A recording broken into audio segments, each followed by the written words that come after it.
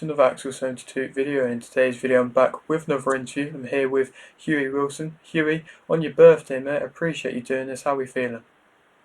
Yeah, feeling good, mate. You just caught me, just done 6 rounds of sparring on my birthday, so best way to celebrate my birthday, I suppose.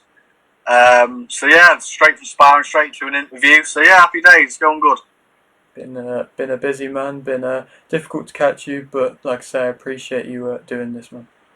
Oh, I'm never usually this busy, mate, to be honest with you, so it's nice to be in demand for a change. Of course, and just to start off, am I right in saying, I might not be right with the age now, is it 24, 25 years old now? 24 today, 24. although I did get told they thought I was turning 19, so I'll take that. It's a compliment. And so 24, super lightweight, 7-0. That all correct? Yeah, we're tinkering around with the weight at the minute. We don't know if we're going to be super lightweight. We'll see when it comes to that. But yeah, somewhere in between there. Okay, brilliant. And so I'll start with the question which I always like to start off with. Why did you start boxing? Why did I start? It's a funny one, really. My dad used to box as an amateur years ago at Brendan Ingles' gym. Yep. So from being, 8-year-old, he used to take me on a Sunday to learn me a bit of footwork and get into it. And I always enjoyed it. I used to always look forward to a Sunday to go because I live in Doncaster, so my dad never could take me to Sheffield that much. So when we would go, it was always good fun. And then when I turned 12-year-old, a boxing gym opened up probably about, 3 or 4 miles from where I live. And a lot of my pals started to go. So then I thought to myself, it'd be good fun to go, and went and just fell in love with it ever since, really. Oh, that's amazing. And, you said Brendan Ingles' gym there. It's got a lot of history behind that gym. And what was it like, I suppose, as a young lad going there? Oh, I remember the first day I ever went, and it'll always stay with me. My dad said to me walking through the doors, it looks like an old church. And he said, when you go through here, son, you'll smell a smell, and you'll remember it your entire life. And I thought, whatever's this old man on about? So I walked through, and genuinely, it's the only way I can describe it is if you could put sweat, blood, and fear all together as a smell. And my last camp, we went there to spar one of Dominic Ingles' boys, and the smell was still there, and it just took me back to being like 9-year-old. No, it seems like I said, it has a lot of history with it, and so it's been good to hear and good for you to bring it up and see that you're still with them now, and I suppose still going back there every so often, and so I suppose just to speak about your early career and how you started out. Do you remember what happened in that of your first amateur fight? Yeah, so my first amateur fight, I fought a kid, same age, same weight. He was very, very light at the time. I think I was something like 28 kilo. I was tiny, and I was petrified. I remember walking to the ring, my mum, my sisters, my dad, friends, cousins, everybody there, all screaming for me. And the only thing going through my mind was thinking, I'm going to cry, I feel sick, horrible. And as soon as the bell went, fear just left you. And I got a standing count in the first round. And I came back to the corner, and I thought my amateur coach at the time, Kev Burton, and I was saying, I couldn't breathe. I was going, Kev, stop the fight. And then he said to me, no, come on, Hughie, we're going to do this now. Grit down like gum shield, bite hard and go for it. So I came out, and I hit him with a cracking body shot, and he started sticking up in his corner, and I ended up winning the fight on a TKO. So that was my first ever fight. And I had a pretty decent amateur record. I had 36 amateur fights, won 29, picking up 2 titles on the way. So I didn't do terrible. But I fought some good kids, fought some lads who medalled in the Europeans and things. So I had a decent amateur pedigree. Not the best in the world, but a decent one. Of course, no, and it's nice to see that you can look back upon that first one with fond memories. But I mean, you kind of addressed there, you faced before that fight a bit of nerves and everything like that. But how have you managed to deal with them? I suppose going into the professionals, do you still suffer with them at all now? Oh, I still suffer with nerves terribly. I get nervous before every spar. I get nervous before every fight, but every fight is different. I feel like we all have fear, and I think fear is a good thing. It keeps you switched on, it keeps you sharp, and it's just I don't really know how I handle it, like or deal with it, shall I say? But I just kind of do. I mean, I've got a good team around me. They calm me down. As daft as it seems, country music that chills me out. I'll tell the truth. But yeah, it's kind of weird how I don't know how I deal with it. It's just I get really nervous, and then it's just like right, it's 8 weeks of hard work now. This is what we trained for, what we scared for, and I think that's just what it kind of comes down to. And I suppose you're reassured by, like you say, that hard work you put in before. Yeah, I put a lot of hard work, and I got a good team around me. Ryan Rhodes is one of the coaches. He obviously had a great professional career as well. He always comes up to me, he goes, "I've had a great camp, and I think so. You know what, Ryan? We have had a great camp." So he does help me out quite a lot when it comes to calming my nerves down. Brilliant. And so I suppose obviously now you're 7, I know, but why did you decide to turn professional when you did? So when I was at the end of my amateur career, I boxed out of Henry's gym in York, which was Henry Wharton's, and I think I had my last amateur bout. I think I was 16 or 17. We went to a box cup in Denmark, and I got disqualified for ducking too low, apparently. Right. So that was just kind of, I thought myself, like, I've been at boxing at the top, at the lowest, and I thought myself, I flew all the way out to a foreign country, winning the fight easily, and to get disqualified in the last round for ducking too low against the home fighter, just put the ice on the cake to me. I thought, I can't be bothered with this. And then I think I was maybe 18-year-old, and obviously started nightclubbing, obviously packed boxing in at 16 after that fight. And I went to a nightclub, and I ended up getting punched in the face on the night out, and then having a straightener with the lad after. But the lad was a big kid to me. I'm about 10 stone wet through, 6 foot, and this kid was 6'8", 18 and a half stone. Big old kid. I put him straight down. It was cracking right hand. Put him straight down. I thought to myself, you know what? I've still got this. And I thought to myself, you know what? I'm going to go back to the gym and just always like keep myself in shape type thing, just in case anything ever happens again. So when I went back, a few of the lads started turning pro. Doing some like sparring with them. I wouldn't say I was beating them up or anything, but I was holding my own with lads who was professional. And my coach Henry came up to me and said, "Oh, would you ever think about boxing again, Hughie?" I said, "No." I said, "The amateur game ain't for me." And he said, "Well, why don't you try it at pro, like earn a few quid, and you've still got it, obviously." And I thought, yeah, you know what? Why not give it a crack?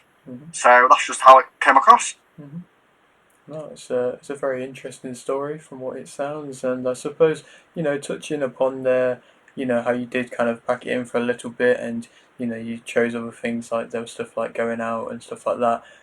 How have you kind of now dealt with distractions like that, and how do you kind of put them kind of distractions to one side?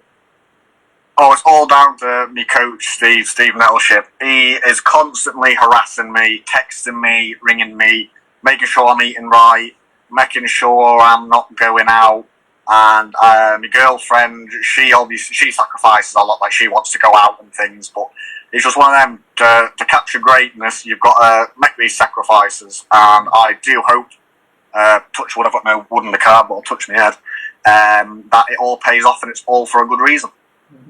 Most definitely, and I mean, so far so good. Like I mentioned, 7-0, and so out of these fights you've had so far, which one would you say you've performed your best in? Performed me best,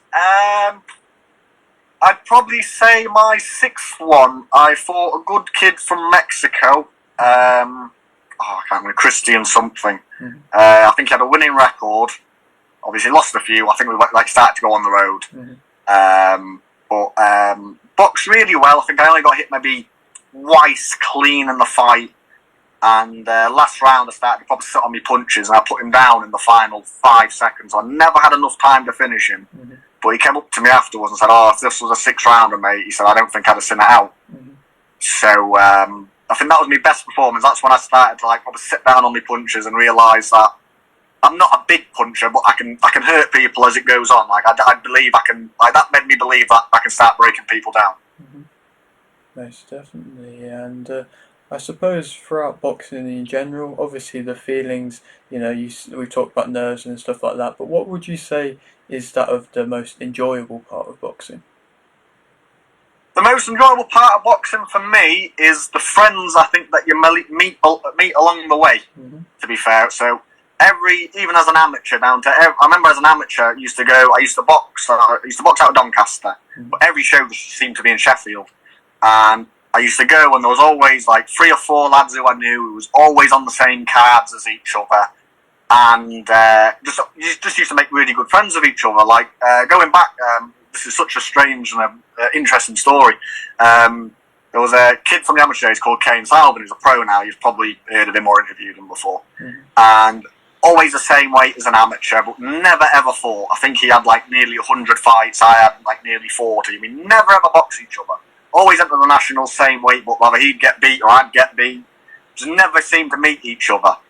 And used to always talk to him on every show. Became really, really good friends. And then when I moved gyms from York to Sheffield under Steve Nettleship and Ryan Rhodes, Kane had previously just joined that gym maybe 3 months ago. So we went from always being best friends talking about fighting each other to stablemates. Hmm. So that was quite a interesting story, as in like knew him. I think I've knew Kane longer than most of my own actual friends, like out of boxing, and we ended up being stablemates, which was weird out of all things. And even as a pro, like you go to the shows and the lads in the dressing rooms you have a good laugh with, and even the other coaches and sparring partners. It's really good fun, and it's a good way to meet new friends. Hmm. It's a great message, that, and I suppose for any, I suppose parents who may have children or children themselves who are, possibly seen as a little bit of outcasts or anything like that, and wanting to find more friends and fit into that other community, how much would you recommend boxing for that? Oh, 1,000,000%. I think if you're struggling with self-confidence and struggling to make friends, boxing is a good sport for you. Obviously, it's very, very difficult. It takes a lot of hard work, a lot of dedication, but 99% of people you meet in boxing is lovely people. Like, there's not many quote-unquote arseholes in the game. There's a lot of nice kids. I mean, sometimes you do get people who think they're better than you and this here, that there, but I'm a firm believer, be nice to everybody, because the people you meet on your way up, you'll sharp meet them on the way down. Mm-hmm. But 9 out of 10 kids is lovely, and it does bring your confidence on an awful lot. An awful lot, I say. Mm-hmm. Most definitely. And I suppose for yourself at the moment, progressing on very nicely, but what would you say is that of the main motivation for you for boxing? I don't really know, you know. I'm just enjoying it as it's going along. We've got a good fight next. Mm-hmm. I think the posters should be out next week. We're fighting the first unbeaten kid. Mm-hmm. So that's hopefully going to get us up the rankings and hopefully get us some kind of central area or English title shot, which we're gunning for. Mm-hmm. But obviously, when you turn pro, your ultimate dream's to be a world champion and things like that. I'm not looking too far for that, because I know there's an awful lot of good lads out there. But do I believe I can mix it with them? Yeah, of course I can. Maybe not just yet, but give me a few years to learn. And there's lads that I've sparred and lads that I've been in camps with that I never thought I'd have the privilege of sharing a ring with them because I wasn't good enough. And they've always invited me back to sparring. I don't know if it's for a confidence booster for them or I'm really good. I don't know. But yeah, I've had experience that I never thought I'd get. Amazing. And obviously, you've been progressing and you've been fighting often on Steffi Bull shows, and you're at his gym here today. And what has been the relationship like with him? Where did it start, and what's it like now? So with Steffi, I've never really actually technically had a relationship with Steffi. I moved in October 2022, I believe, to Ryan Rhodes's, but I'm trained under Steve Nettleship. Mm-hmm. And Steve and Ryan worked together on the shows. Mm-hmm. So that's how I got introduced to Steffi, which thankfully to Steffi and to Ryan, they get me out on the shows plenty and often. But Steffi's a good lad. He once said to me when I was came over sparring, I think I was sparring, came over sparring Lee Appleyard or Anthony Tomlinson, who's two lovely lads, I will say. And he said to me, I think it's the third or fourth time he ever seen me, and he said, "Hughie, you're one of the most improved fighters I've ever seen in such a short period of time." So I put that down to obviously myself for being exceptionally talented. And I put most of it down, obviously, to Steve, who Steve's worked wonders on me, I'll tell the truth. He took me from a very average kid to someone who's got probably a little bit of something about him, I say. No, of course. It's brilliant to hear that progression. It's the most important part of, starting out in boxing in general and, building up. And, obviously you've got a fight coming up. And just in general, how's preparations been going? Yeah, good. Just had my first spar back today with a good friend of mine, Joe Garside, who on the same bill as fighting for the Central Area welterweight title. So shout out to him. So that's the first spar of camp. So yeah, just been knuckling in for a couple of weeks. Weight, to be fair, I ain't really got much weight to lose. To be honest with you, I've got about 6 pounds to get off, so I'm basically on weight. So this camp's just about sharpening the tools, getting a good game plan, hopefully go out there and get the win in very, very good fashion. Brilliant stuff. And for anybody who possibly may not have seen you fight before, what would you say makes yourself interesting as a fighter? Oh, I don't get hit. I'm not pretty by any means, and I hope one day someone does punch me pretty, but I don't get hit. I think in the 7 pro fights I've had, I bet I haven't been hit clean maybe 5 or 6 times. Wow. I'm not sounding big head, obviously I get in spars, I get black eyes, I get swope noses, but obviously that's where I don't mind getting hit and that's where you learn. But in a fight, I barely get hit. I think I look good, I look flash, but obviously anyone can say that fighting journeyman, and I'll say it myself. But I think you'll really see the really good side of me on April 12th when I fight a unbeaten kid and someone who's coming for me and he wants to take my head off, and I think I'll show levels. Amazing stuff. And of course 2024 is, we're still in the early side of it, but come possibly this time next year, where would you like to see yourself? I'd like to see myself as some form of title, whether it be a Central Area, an English, or whatever kind of title they throw in there. I'd fight for a Pan-American, Oceanic, IBU title if it's there. Anything. Brilliant. And I suppose a question which I always like to ask fighters coming up is, what would be that of a dream venue for you to fight at? Oh, I've always said I don't care if I'm put on as a last minute or if I'm there to just make up numbers or to just get simply knocked out. I'd love to fight at MGM Grand in Las Vegas. That is my absolute dream. Obviously, I know not a lot of fighters make it there, but I feel like if you get on that platform, you've just made it. Of course, that's an amazing platform, and I appreciate your time here today. Like I mentioned, I'll leave with this final question, which I always like to ask for any fighter that comes on here. You've got a little bit of a platform. Is there anything you'd like to shout out, promote, anything like that? Not really. I'd like to say a lot. Thank you to my sponsors, Quarry Motors, UK Options, JSL Contractors, Risco Roofing. Oh my god, I always get the last one. ICC, I think it is. I always forget. I do apologise. I'd like to say a shout out to them, because without them, none of this would be possible. I'd like to say a shout out to everybody who spends the hard-earned money on fight tickets, because I don't have a big promotional background yet, but I do think I'll get there, and thank you for them. And also a massive thank you to Steve Nettleship and Ryan Rhodes for getting me in the position that I'm at today. Amazing stuff, mate. Well, like I said, been an absolute pleasure, and I wish you the best of luck with this upcoming fight, and maybe thank you very much. Maybe a little bit further along down the line we can come back and have another catch up. Yeah, God willing. Hopefully we've got a title by then, hopefully, and we still have our own intact. Of course, and so if you're new around here and you have not yet subscribed, please do so. Like video if you did indeed like the video, and thanks for watching.